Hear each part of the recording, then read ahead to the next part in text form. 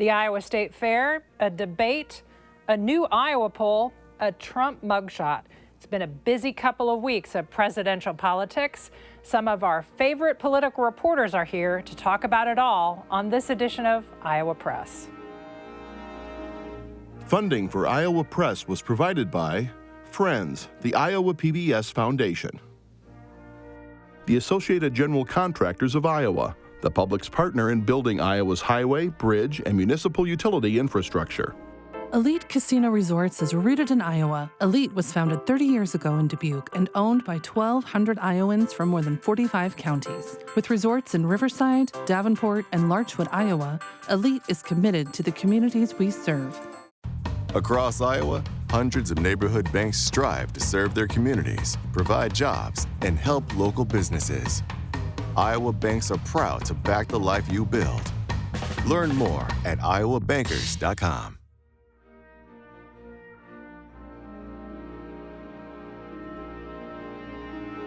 For decades, Iowa Press has brought you political leaders and newsmakers from across Iowa and beyond, celebrating 50 years of broadcast excellence on statewide Iowa PBS. This is the Friday, August 25th edition of Iowa Press. Here is Kay Henderson.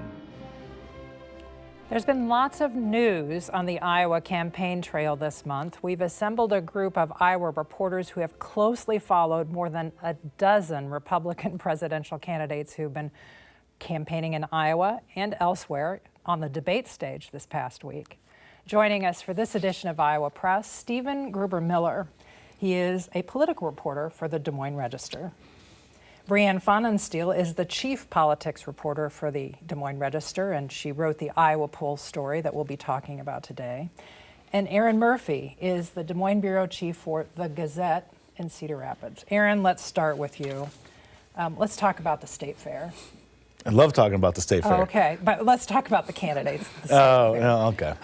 Kim Reynolds interacting with the candidates is what we should probably start discussing. What did we learn? Well, this was a little more involved than previous governors have been in their role as host of the First in the Nation caucus state. Governor Reynolds thus far has remained neutral as she pledged, as previous governors have, but she hosted all the candidates at the State Fair, did a series of interviews with each of them, and that's a little new wrinkle on this, and like I said, it's a little more active, a little more involved than Terry Branstad, Chet Culver, Tom Vilsack have been in the previous cycles. So why is that? There's, the governor hasn't said specifically, other than she enjoys the fair. She wanted to get the candidates there and get them out in front of people and prospective voters.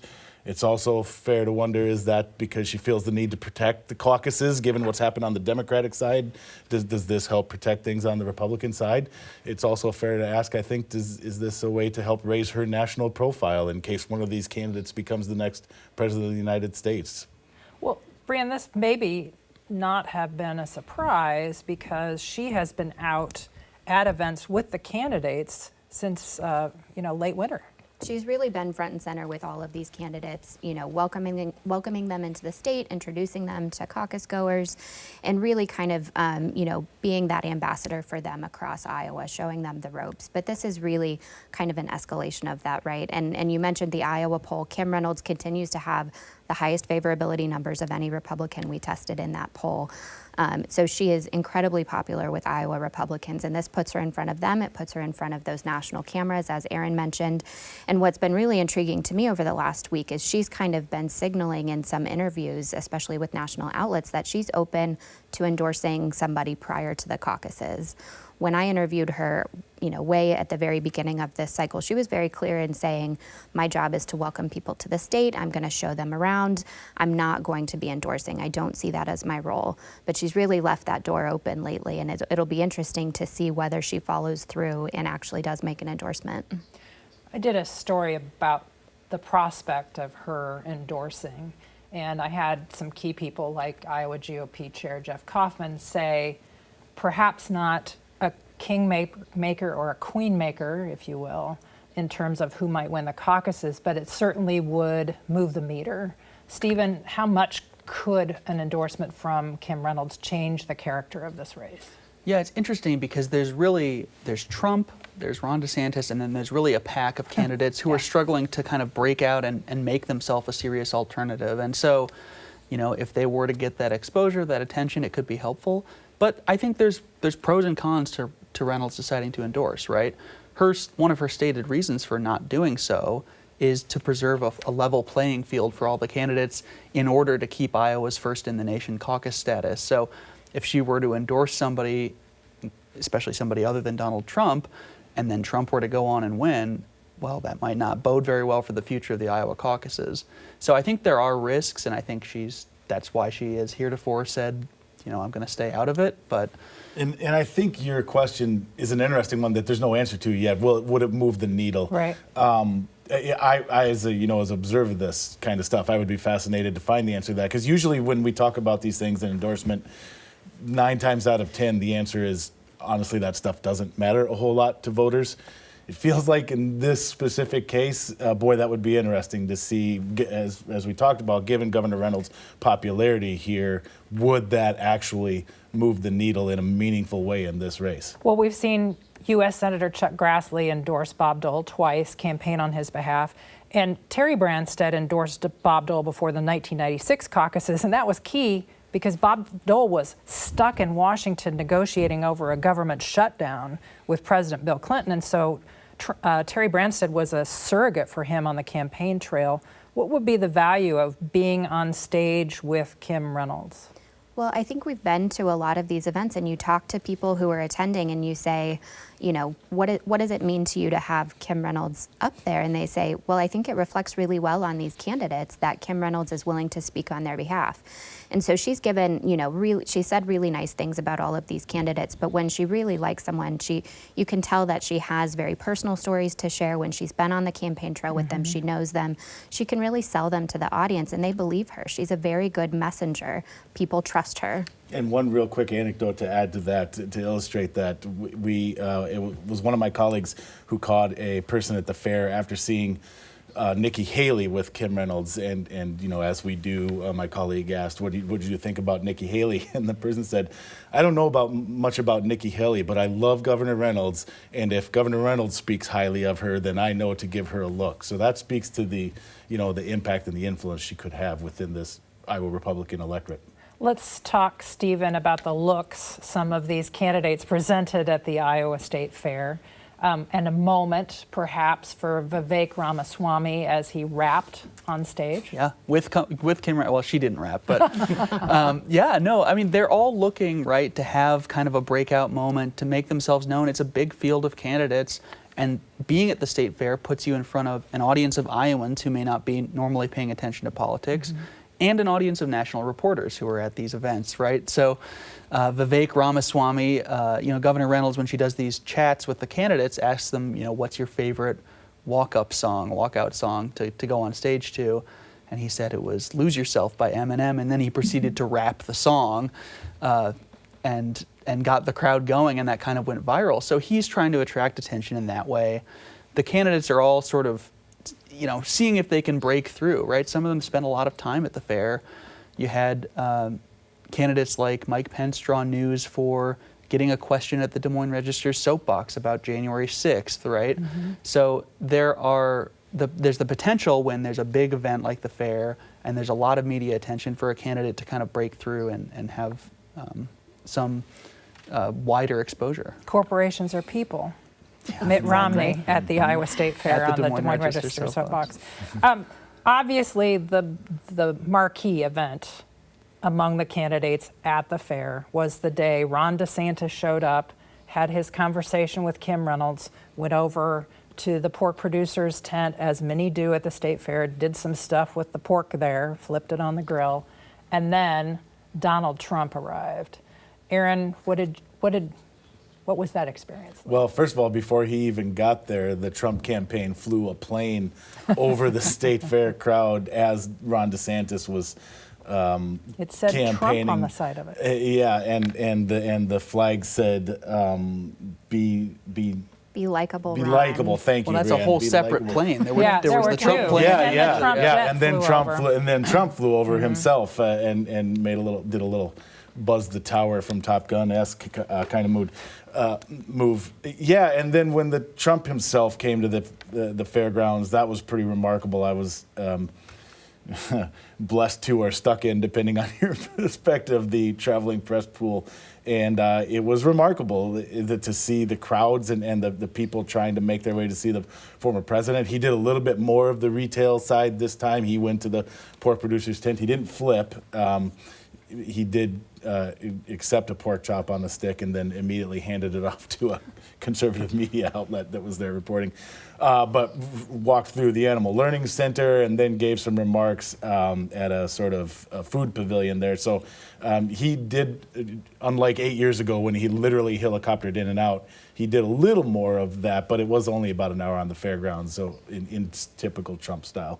Brianne, it strikes me that this event may be sort of what we see from Donald Trump here on out, because he didn't give a speech, he interacted with people, he said a few things, but he brought all these Florida members of the U.S. House to Iowa who really gave the speech to the crowd, and he just introduced them and said, "I love Iowa." I mean, isn't this sort of what may happen to Trump given his circumstances with 4 indictments? Right, we're looking at a very involved and complicated legal calendar for the former president between now and the caucuses and then extending on afterwards. So he's going to have to fit in campaigning between all of those things. And so we really have yet to see kind of the big traditional rally that we came to expect from him, prior to this race. And so he's been coming in, he's been doing some more of these smaller events, smaller to the degree that he can, right? As Erin mentioned, he was swarmed by a lot of people. But again, right, he skipped Kim Reynolds' Fireside Chats. He skipped the Des Moines Register soapbox. He kind of came in and created his own climate, his own weather, and everyone else was left responding to that. Sorry to jump in. The only thing I was going to add, and the other thing is, it felt like it was more, the whole day was more a trolling of Ron DeSantis than it actually was a Donald Trump campaign swing. We mentioned the planes beforehand. You mentioned the Florida Congress people that he brought with him, and it was all, I'm sure not accidentally, scheduled on the same day that Ron DeSantis had already been announced that he was at the fairgrounds. Right. We watched Ron DeSantis leave Kim Reynolds' Fireside Chat. He was swarmed by people. He had a lot of people who wanted to come up to him, shake his hand, get a selfie. And, that whole pack kind of moved along down through the fairgrounds. And then suddenly Donald Trump was here. And you thought Ron DeSantis' crowd was big, and then you looked over at the crowd surrounding Donald Trump. And so it was kind of a microcosm of the challenge that DeSantis has right now of needing to draw attention away from the spectacle that is Donald Trump. And it's a big open question of whether he can actually do that. Speaking of, let's talk about the Trump-DeSantis dynamic in Iowa as evidenced in the Des Moines Register, NBC News, Mediacom Iowa poll that was released this week. Right, we just released this poll, and so as expected, right, Donald Trump is in the lead. He's at 42% over Ron DeSantis, who's at 19%.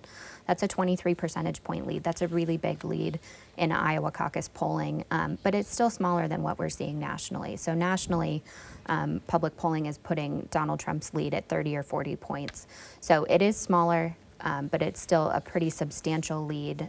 Tim Scott follows at 9%, and then there's kind of a cluster of other candidates who are hovering around 4, 5, 6%, and then folks who are down in the 0-1% range. Erin, when I looked at these results, I was not surprised by 1, 2, and 3, given what I'm seing on the campaign trail. No, Were you surprised? Neither was I.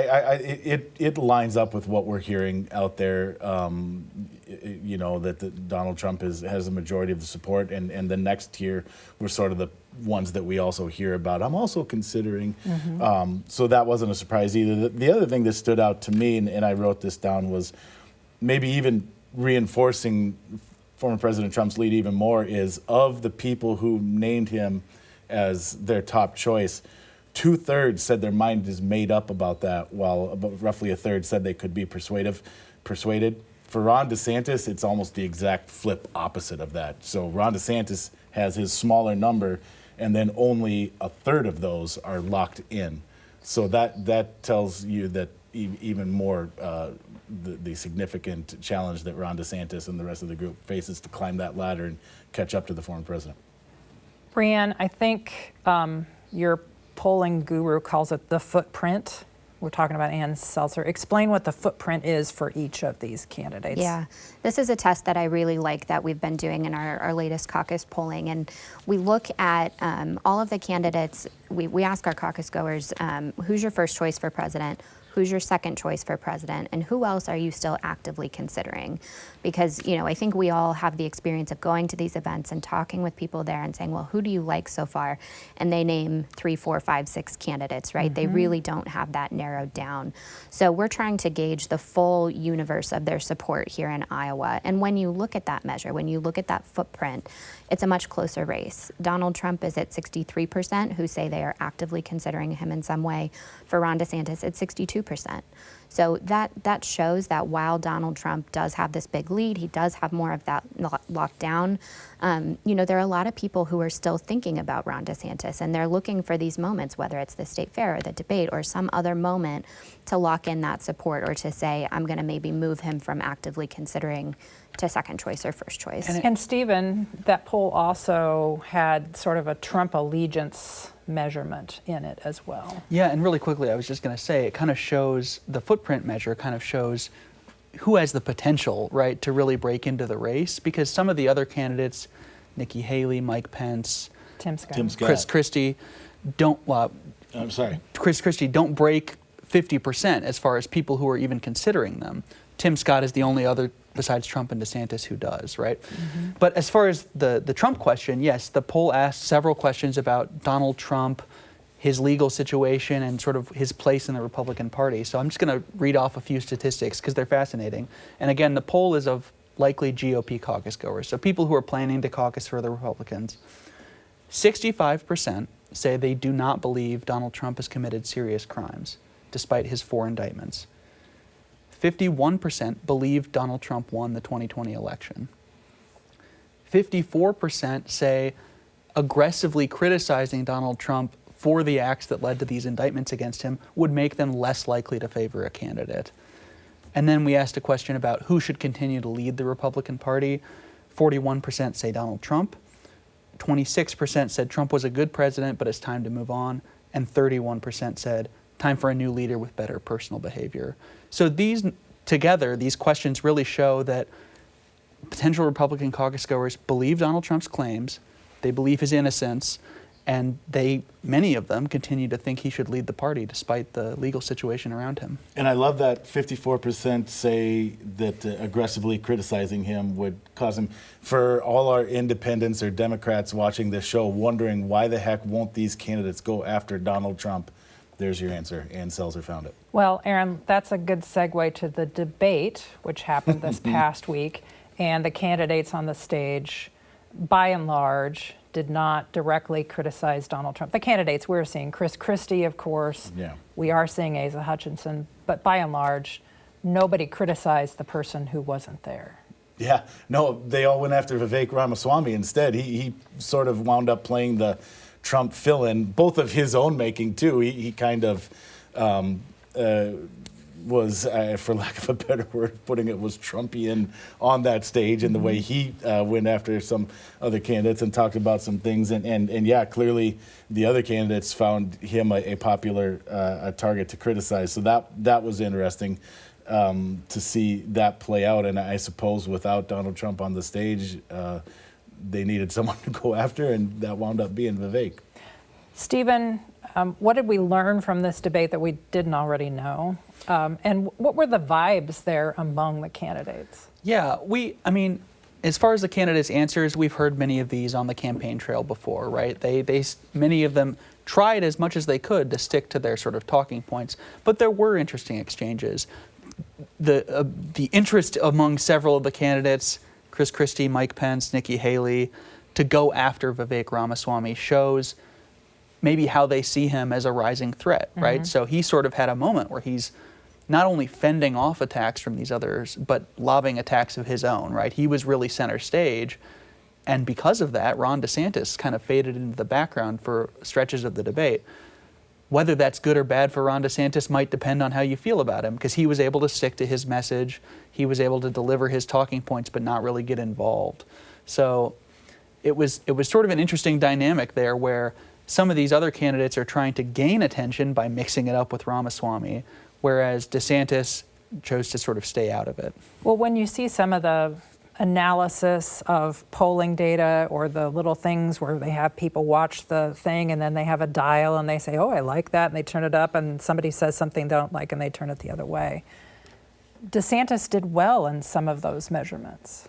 Right. I think DeSantis really, more than anyone, was able to effectively put his stump speech out there. You know, with all of that, all those attacks focused on Ramaswamy, he really didn't have to fend off a whole lot. So, you know, he was able to deliver his stump speech largely unimpeded. And so I think we saw, you know, for some of us observers, maybe we expected more from him and we expected him to be more involved. But for a lot of viewers at home, they liked what they heard. And so it'll be interesting to see, too, how some of these independent voters are thinking about this as well, because Nikki Haley was someone who I think also had a very strong night. She was able to deliver some attacks against Vivek Ramaswamy. She really got to focus on foreign policy. And more than I think just about any other of these top-tier candidates, she was delivering kind of a general election message. She was really on abortion in particular. She was talking to a much wider group of people. So I'll be interested to see how she does in some of these follow-up polls. Mike Pence is someone who came ready to play. He was feisty. And I think if you haven't been watching him on the campaign trail, perhaps that was a surprise. But for those of us who've been covering him over the last year, I think he's getting much more comfortable kind of leaning into that conflict and really defending his positions on things like January 6th. And real quick to DeSantis' strategy, it may have been solid for one reason, in that it's easy for us who have been watching this. You know, we were watching for something different or exciting because we've been following this guy for months and months and months. And it's easy to forget that so many people who tuned into this debate are seeing these folks for the first time. Right. So those candidates, I think in this first debate especially, are comfortable just sticking to the stump speech and still introducing themselves to a big number of voters. The other part of this debate was they discussed some really weighty policy that may play into the outcome of the 2024 election. Stephen, they had a long discussion about abortion. Yeah, and Brianne kind of referenced this. It was really interesting to see a divide among the candidates on stage. So you had people like Mike Pence who really want the federal government to take action and get involved in this issue. Mike Pence has said the federal government should ban abortion at 15 weeks and that states should go further than that. But there are other candidates who said, you know, Nikki Haley's message was there aren't the votes in the Senate to pass a federal ban. We shouldn't be essentially misleading the American people that this is possible to do. So there was a real divide on that. You had someone like Doug Burgum who pulled out his pocket constitution and said it's a state's issue, the federal government shouldn't be involved. Sort of a traditional Republican, you know, view of federalism, whereas you had candidates like Pence saying this is a moral issue.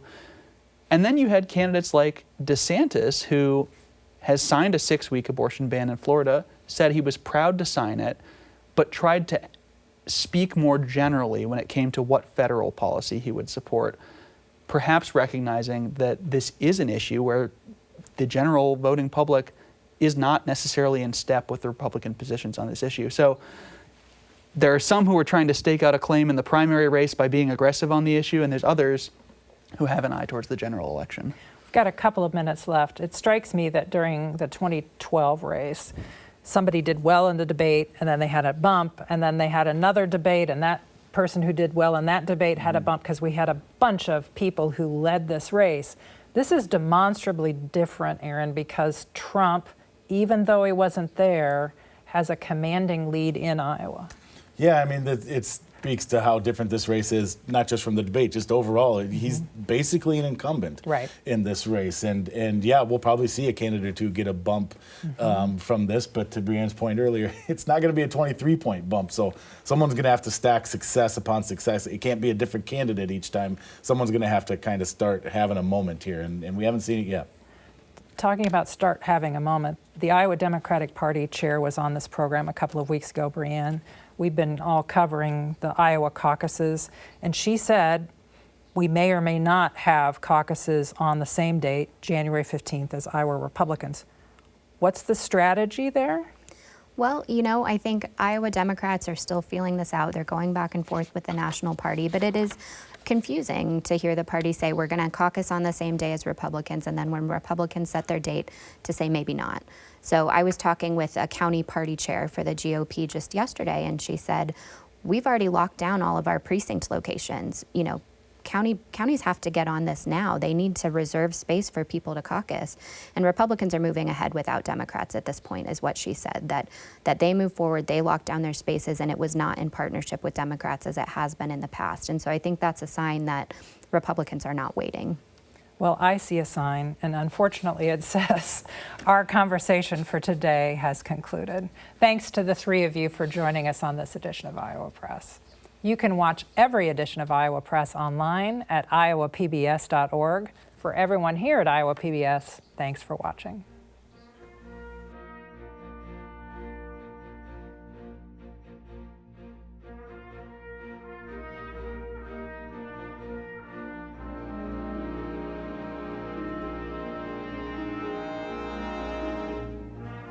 Funding for Iowa Press was provided by Friends, the Iowa PBS Foundation. The Associated General Contractors of Iowa, the public's partner in building Iowa's highway, bridge, and municipal utility infrastructure. Elite Casino Resorts is rooted in Iowa. Elite was founded 30 years ago in Dubuque and owned by 1,200 Iowans from more than 45 counties. With resorts in Riverside, Davenport, and Larchwood, Iowa, Elite is committed to the communities we serve. Across Iowa, hundreds of neighborhood banks strive to serve their communities, provide jobs, and help local businesses. Iowa banks are proud to back the life you build. Learn more at iowabankers.com.